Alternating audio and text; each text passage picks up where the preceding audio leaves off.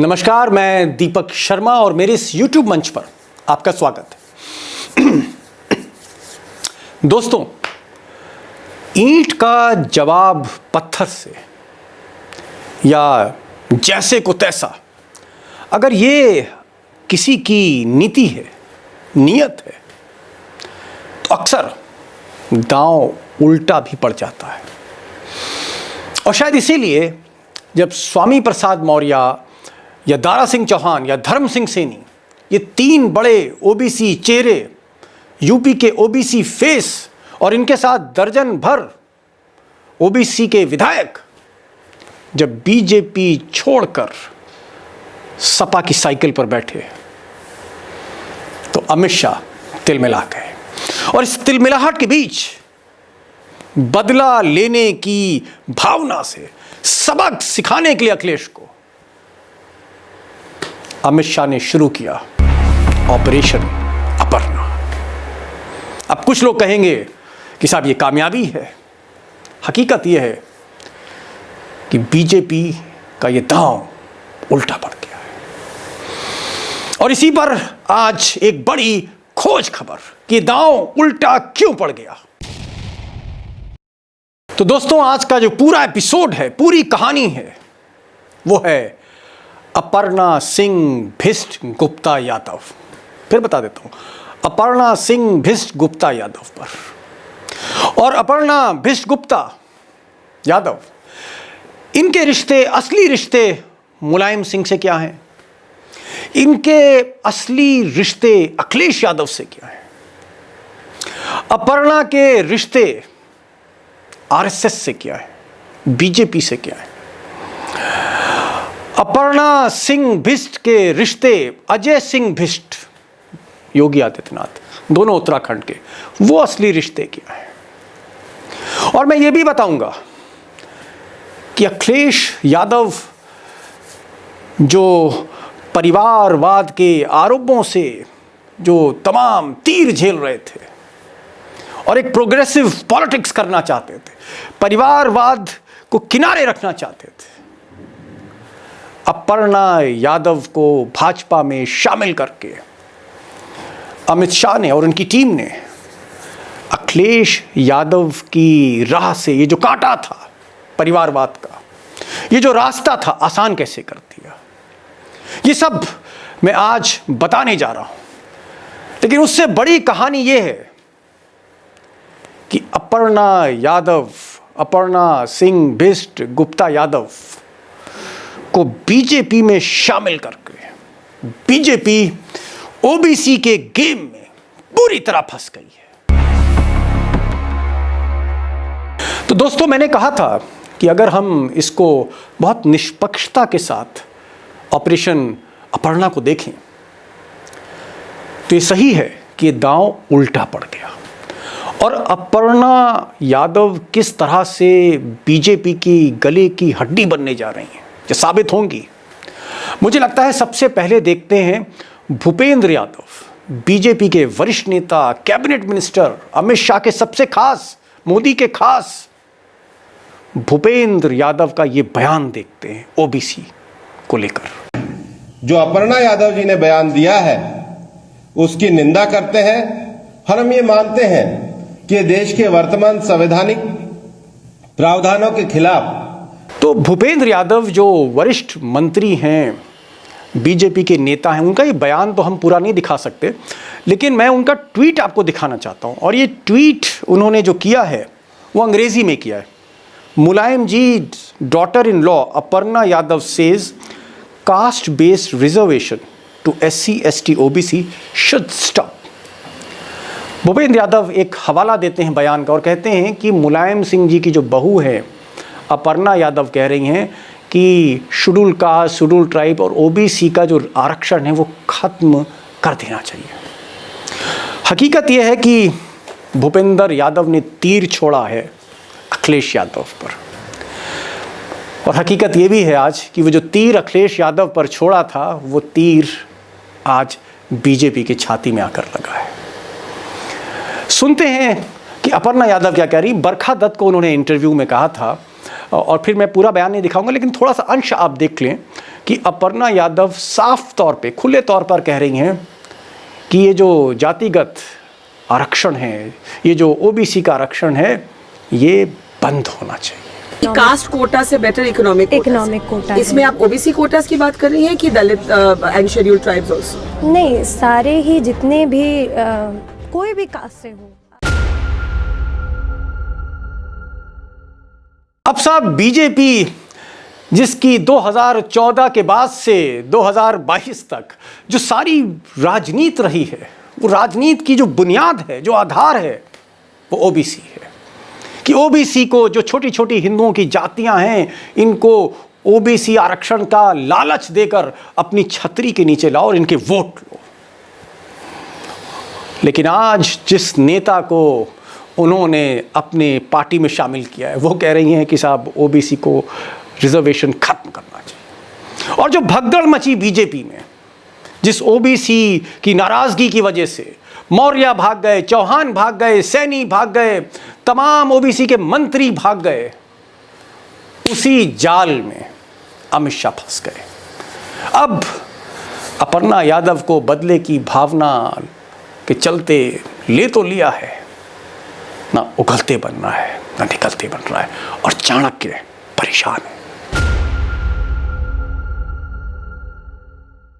अब जब बीजेपी के जहाज में भगदड़ मची, जहाज डगमगाने लगा और सारे ओबीसी के नेता, सारे विधायक जहाज से कूद कूद कर साइकिल पर सवार होने लगे, तो साहब अमित शाह ने धर्मेंद्र प्रधान, जो उनके खास हैं और उत्तर प्रदेश के प्रभारी हैं, उनसे संपर्क साधा और बदला लेने के लिए शुरू किया एक ऑपरेशन।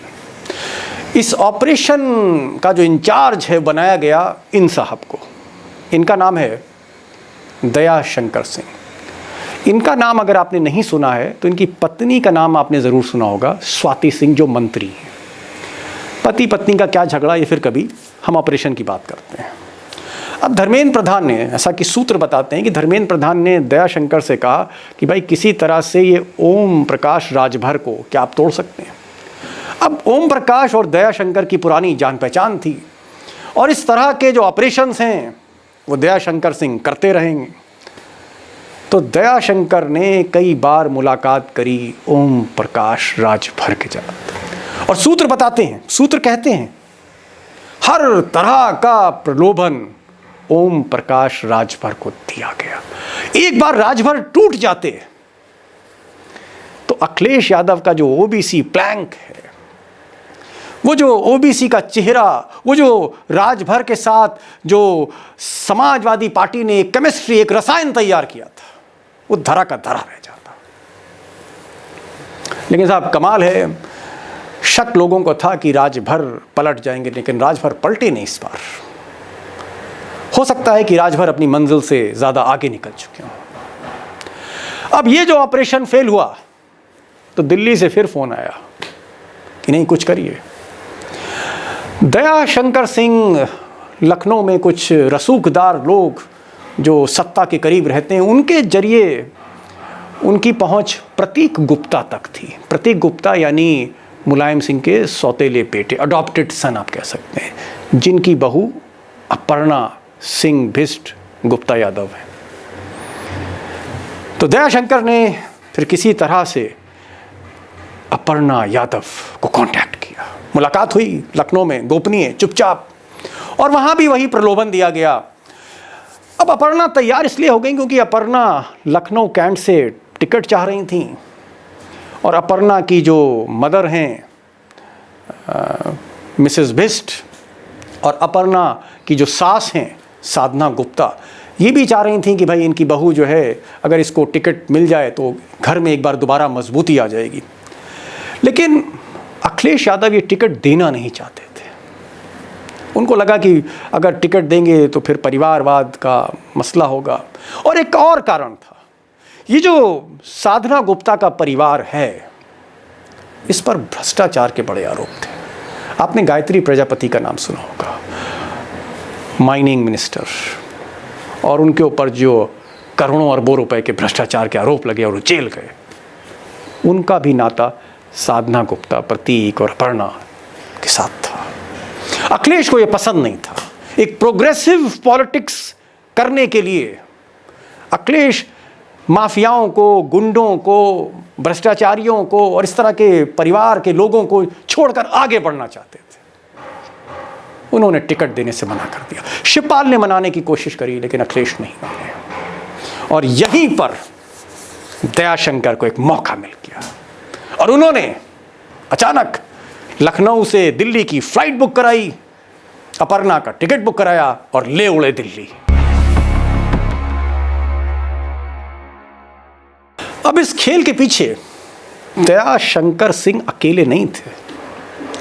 इस खेल के पीछे एक मुख्य पात्र और हैं। इन साहब की फोटो देखिए। इनका नाम है प्रमोद गुप्ता, मुलायम सिंह यादव के तथाकथित साड़ू। प्रमोद गुप्ता मुलायम जी के आशीर्वाद से उनको किसी टाइम औरैया में विधुना सीट से विधायक का टिकट मिला और वो जीत गए थे चुनाव, विधायक बन गए थे। लेकिन धीरे धीरे जब भ्रष्टाचार और इस तरह की खबरें आने लगीं तो अखिलेश ने इस परिवार से भी किनारा किया, साधना गुप्ता से भी और प्रमोद गुप्ता से भी, प्रतीक गुप्ता से भी। प्रमोद गुप्ता क्योंकि सपा में फिर कहीं ना कहीं एक भविष्य तलाश रहे थे और जब रास्ते बंद हो गए तो वो भी चाहते थे कि अपर्णा भी जाएं और पीछे पीछे वो भी बीजेपी जाएं और उनको टिकट मिले और एक नई शुरुआत वो दोबारा करें। अब साहब इसमें तो कोई शक नहीं है कि आज दिन भर 2-3 दिन तक अपर्णा यादव की कहानी चलेगी और अपर्णा यादव के नाम से जो सिंह है, भिष्ट है, गुप्ता है वो हटा दिया जाएगा, सिर्फ अपर्णा यादव चलाया जाएगा, मुलायम सिंह की बहू। और मैं देख रहा था कि जिस तरह से गोदी मीडिया इस खबर को उछाल रही है और अर्नब गोस्वामी साहब रिपब्लिक के सर्वेसर्वा वो कह रहे थे कि इससे बड़ा इलेक्शन स्कूप नहीं है कोई, इससे बड़ी कोई खबर नहीं है। यानी अपर्णा का भाजपा जाने का मतलब है कि सपा गई।